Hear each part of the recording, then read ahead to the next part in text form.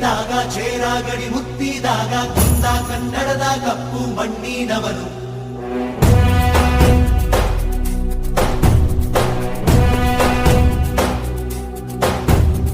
ವಜ್ರ ಬಲ್ಲಾಳರಾಯ ಸೋಗೆ ಬಲ್ಲಾಳರಾಯ ಕತ್ತಿಗಲೆ ಬಿತ್ತಿ ಹೋದ ವಂಶಾದವನು.